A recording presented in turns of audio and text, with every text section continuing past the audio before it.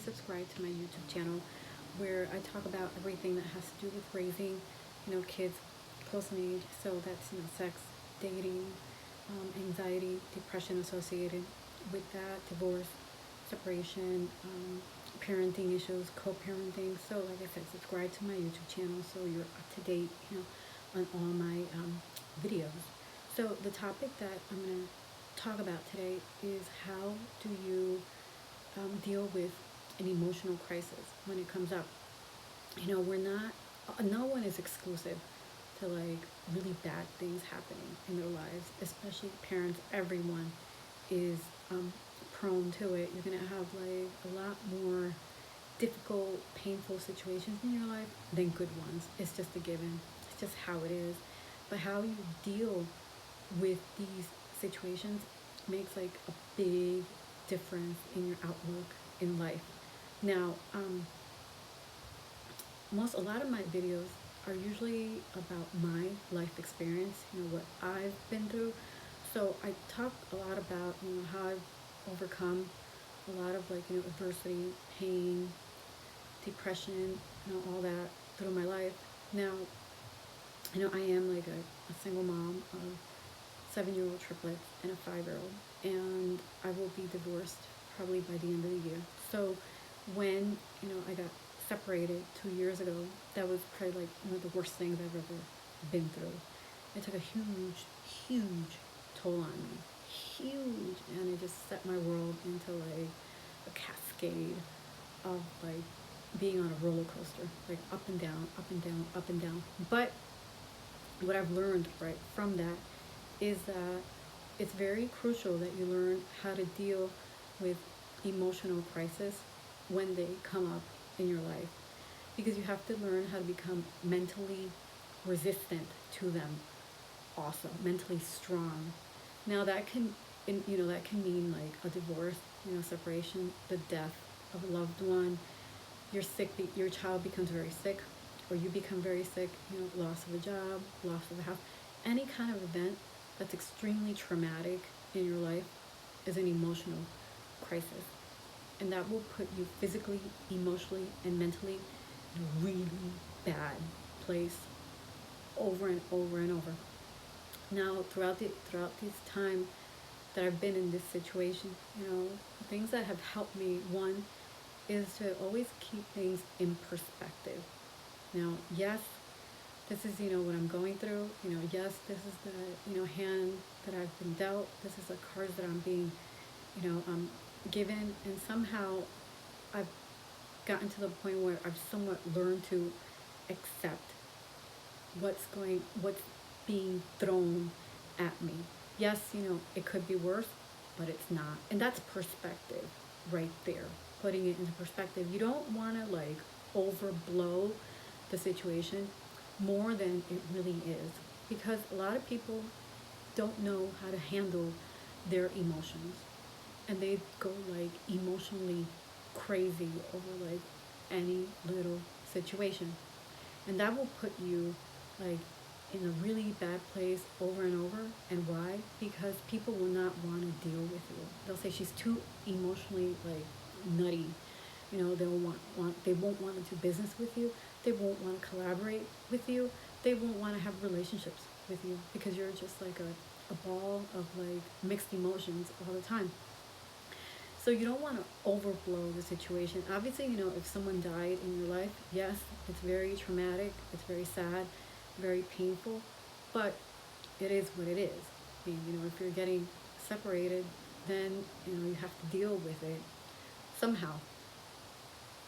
Another thing that has helped me is learning to like let myself feel the pain of it. I used to do this like kind of like medicating process where, if I felt just a tiny little bit sad or overwhelmed, I would take like more pills to like help me feel better, because I didn't want to feel anything. I just wanted to be happy all the time and not feel what I was going through. That's not really a good idea. You have to let yourself feel the pain of, the situation that you're in. And especially, if you're going through like a divorce, separation, a death, they're processes. You're going to go through different like emotions. You're going to be very angry. You're going to be very sad about it. You're going to accept it. And these are just periods that are going to come like at different times of the process. It's not going to be all immediate. So with that said, there has to be some form of patience tied in there also. You're not going to just magically, automatically one day wake up and feel 20 times better. No, that's not how it happens. It's going to be gradual. It's going to be over time, very slowly. So you have to keep that in mind also. So like I said, one, keeping things in perspective and also not overblowing the situation. Yes, it can be horrible if you lose your home, but okay, you lost your home, but you get another home. If you can't get another home, then, you go live with people who can have you for a while. I mean, there's always solutions to the problem except death. Just can't let yourself, like drown in the problem and let yourself wallow in it for a long time and not see the possibilities of what could come from it, in the end. So, I'm going to recap here. One, keeping things in perspective, laying out all the cards on the table and seeing it for what it is, not for like, what you think it could be or what, but what it really is. Three, not overblowing, like I said, the situation. Four, letting yourself feel the pain, letting yourself fully feel the pain of it. And you're going to go, like I said, through stages where you're going to feel good and then you're going to feel shitty. Then you're going to feel good and you're going to feel shitty. But keep that in mind. You're not going to feel like automatically wonderful from one day to another. It just doesn't happen like that. Another one is, to find a support system. Get in place a very good support system of people that you can talk to, that you can call upon when you're having, a really bad day, when you're struggling, you just can't seem to get out of bed, when you're just really like sad and you see no hope. People who can lift you up and say, you know what, it's okay, I'm here, I'm going to help you through this, whatever you need. That makes a huge, huge difference. Trying to distract yourself from the situation. Don't let yourself stay in bed all day long if you're going through a period like that. Don't let yourself, do nothing all day, because, an idle mind is really not good. It isn't. The more busier you stay, the more distracted, the more you work on things that you like, the easier it will get and the less time you'll have to focus on that situation that's so grim at the moment.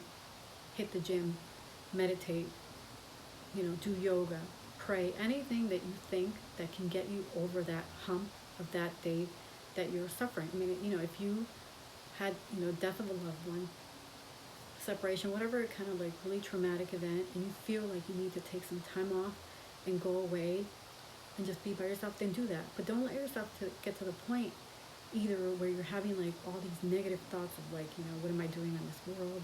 I shouldn't be here. I should just go with them. Where you're having suicidal thoughts. You don't want that either. You really don't. You want to, like I said, surround yourself with people who lift you up. You don't want to engage in any kind of like that negativity, because it's going to get you nowhere. Like, nowhere. There. Like, nowhere. It's like getting dark in here. Nowhere. So, it can be a very, very difficult, road to navigate when, you're being hit with like emotional situations like that, difficult, painful, challenging events. But if you keep these things in mind, like I said, you will get through it. But a lot of it has to do with how you react, like I said, to a situation, and how you continue, you continue moving forward despite like, what's going on in your life, especially if you have kids. You really want to try to like work on yourself and get through it, and it might not be easy. And also, search for a good therapist. That's key. I should have said this at the beginning. A good therapist who you can confide in, who can talk to, who can help you get through like the sadness and the difficulty of the situation. And remember to take care of yourself. Also if you have a lot of sadness or anxiety, there's no reason why you have to go about it without getting treatment. Either, you can get like, conventional medicine, or you can do, alternative medicine for it, which is what I do for my depression. And it's helped like a whole bunch. It's really made a huge difference. No shame in admitting, that you have the blues. and that you're feeling sad and you need help, there's really no shame in it at all. So I hope this helped my moms and dads. Please share, like, and comment. And if there's anything, that I can talk about that will bring value to my parents, please let me know, and please subscribe to my channel. Thank you. Bye-bye.